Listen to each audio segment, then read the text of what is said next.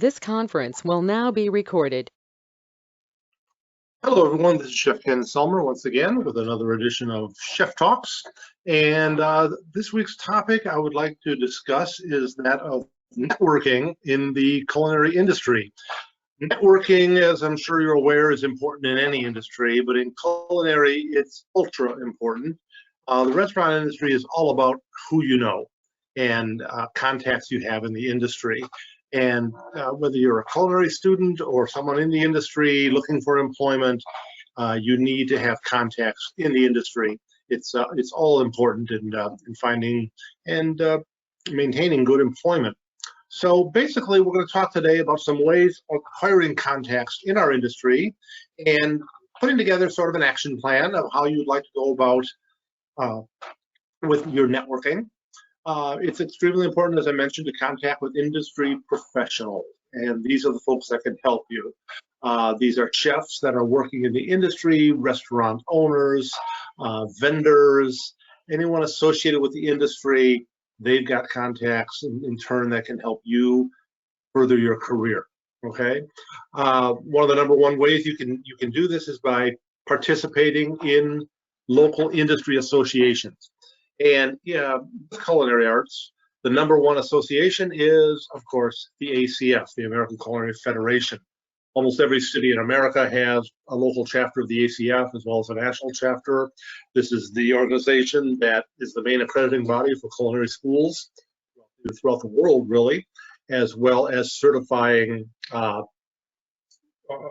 chefs in the industry. So it's both accreditation and certification. Here in Atlanta, the Atlanta Chefs Association has monthly meetings, first Monday of every month. I encourage people to attend whenever possible. You do not have to be a member to attend the meetings. You can attend, meet people, talk to people, usually eat some pretty good food, and learn new things about the industry. There's typically an educational component as well. Of course, it's good to be a member of the ACF. There's a lot of benefits to being a member. It's a good thing to have on your resume. Employers look for this. It shows that you have the skills and ability necessary to do the job. Through the ACF, you can get involved in all kinds of community events, such as competitions, fundraisers. They do a golf tournament. ACF's involved in a lot of things. And I always encourage people to volunteer any way you can do it. Anytime the ACF has an event, or even if it's not the ACF, a local trade show, for example. US Food, Cisco have trade shows each year. Local events such as the Taste of Atlanta gives you great exposure to local businesses, local chefs. So offer to assist. You can display your skills and meet people along the way, okay? Another thing you can do is to join a group of some sort. There's all kinds of groups out there. Through LinkedIn. LinkedIn is a great website. You should be on it already. There's another website called Meetup, and they have groups that you can meet to meet folks with your similar interests. These tend to be more social, a little less more informal, but they're great ways to meet other people with interests similar to your own. Okay. Another area people often overlook are local vendors in the industry. Vendors, again, such as Cisco, US Foods, or even Georgia Natural Gas, have seminars where they offer insight about new trends, new technology in the industry. Georgia Natural Gas often has hosted ACF meetings, and they've displayed the latest cooking equipment, for example. Get to know local vendors. They can really help you, whether you own a business or not. And also consider becoming a member of your local Chamber of Commerce. Again, they host trade shows, networking events, all kinds of things that you can use to increase your network, okay? When you do these events, when you attend these, keep track, keep a record of what you're doing and where you've been and who you've talked to. Obviously, you want to have a business card at all times. You don't have to have a job to have a business card. It can be your name, it can be your phone number and an email address. One of my students had a card that said his name and his title was Future Master Chef. Okay, so have a business card. And follow up, send thank you notes to people that you do meet in the industry. This is important.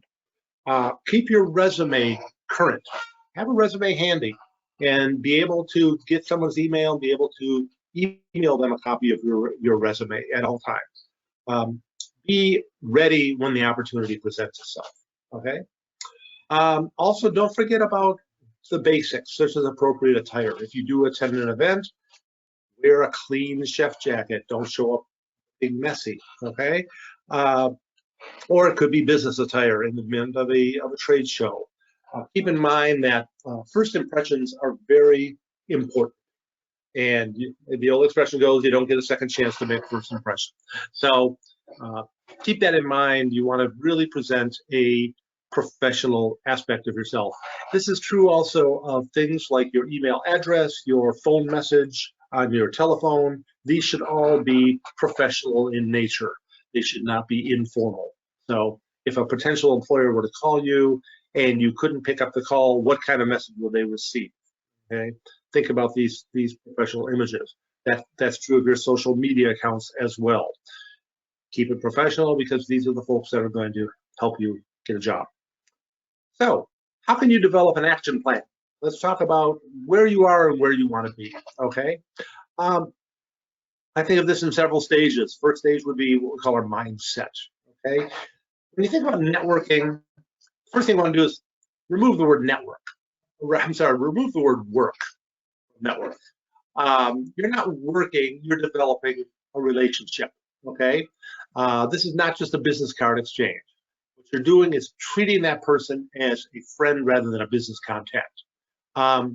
Think about networking and think about approaching folks the way you would approach a potential friend. You want to find someone you have something in common with. Keep it light. You can make a joke or show that you care about something. It doesn't have to be serious all the time. Approach that person on a one-on-one basis as a sort of a potential friend, okay? Next stage would be to think about your destination, okay?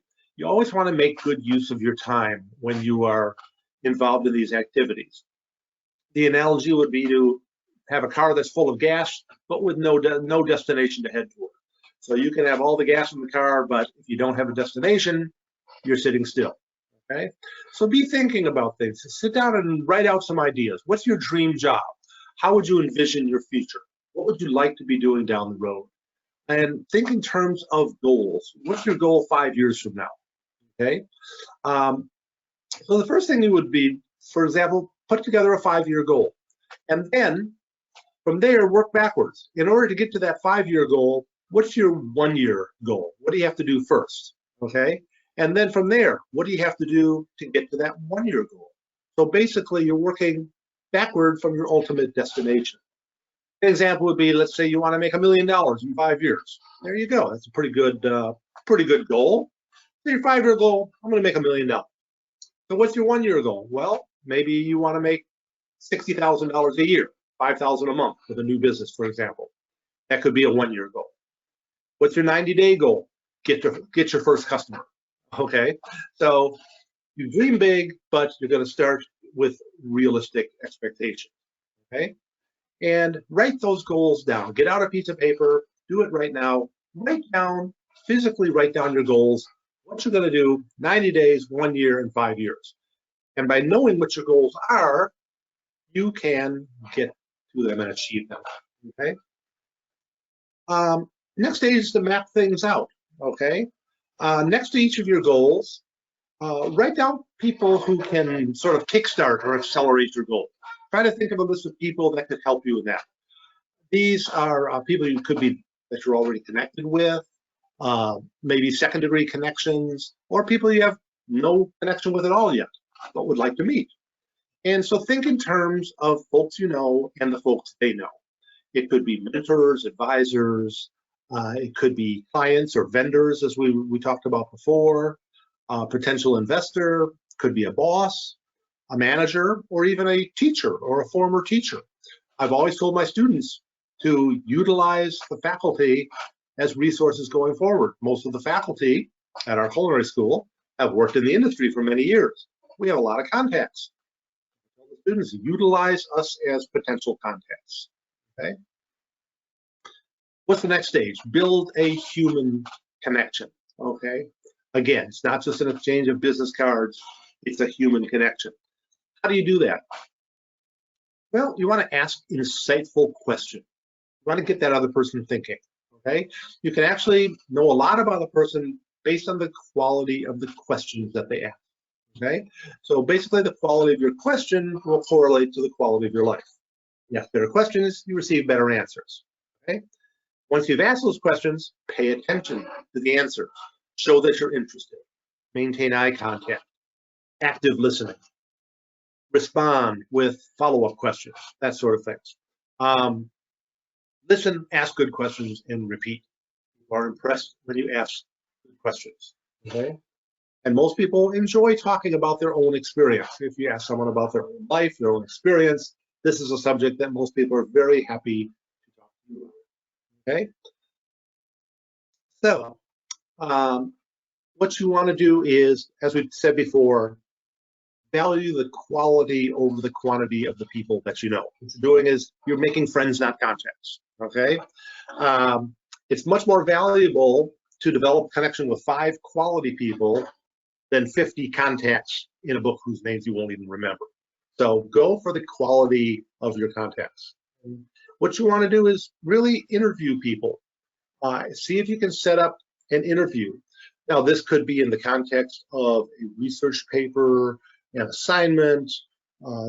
Say that you're doing research to write a book someday, or you're conducting a podcast, that sort of thing. Whatever the context, people enjoy being interviewed, especially if they're professionals that like to talk about their industry. So try to interview folk. And then, as we talked about before, what you want to do is to follow up. Okay, always follow up. This is the missing step that a lot of people forget to do, is to follow up.